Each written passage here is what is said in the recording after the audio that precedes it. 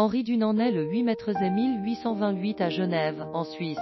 Son éducation est imprégnée des valeurs humanistes et philanthropiques de sa famille, qui le sensibilise dès son plus jeune âge à la souffrance des autres. En 1859, Dunant est témoin de l'horreur de la bataille de Solferino, en Italie, où des milliers de soldats sont tués ou blessés dans des conditions atroces. Choqué par le manque de secours médicaux et la détresse des blessés, il est profondément marqué et décide d'agir. L'appel à l'action humanitaire. À son retour à Genève, Dunant rédige Un souvenir de Solferino, un ouvrage dans lequel il expose les atrocités de la guerre et plaide en faveur de la création d'une organisation internationale pour secourir les blessés sur les champs de bataille. Fort de son plaidoyer, Dunant convainc les autorités genevoises de convoquer une conférence internationale pour discuter de la création d'une société de secours aux blessés en temps de guerre. Cette conférence, qui se tient en octobre 1863, marque le début de la Croix-Rouge. La naissance de la Croix-Rouge. Lors de la conférence de Genève, les représentants de Sèze Pascalcy adoptent la première convention internationale pour l'amélioration du sort des militaires blessés dans les armées en campagne, établissant ainsi les bases de la Croix-Rouge.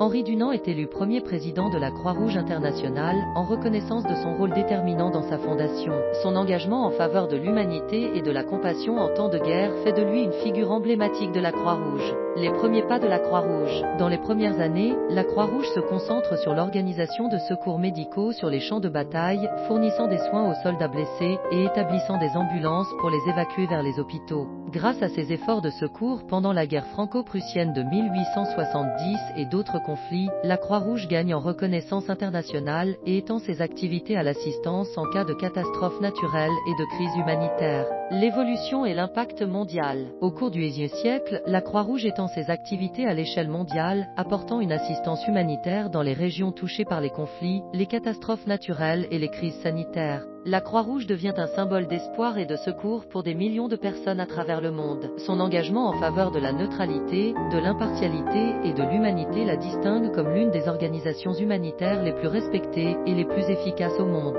L'héritage de Henri Dunant et de la Croix-Rouge. En 1901, Henri Dunant reçoit le premier prix Nobel de la paix pour son rôle dans la fondation de la Croix-Rouge et son engagement en faveur de l'humanité.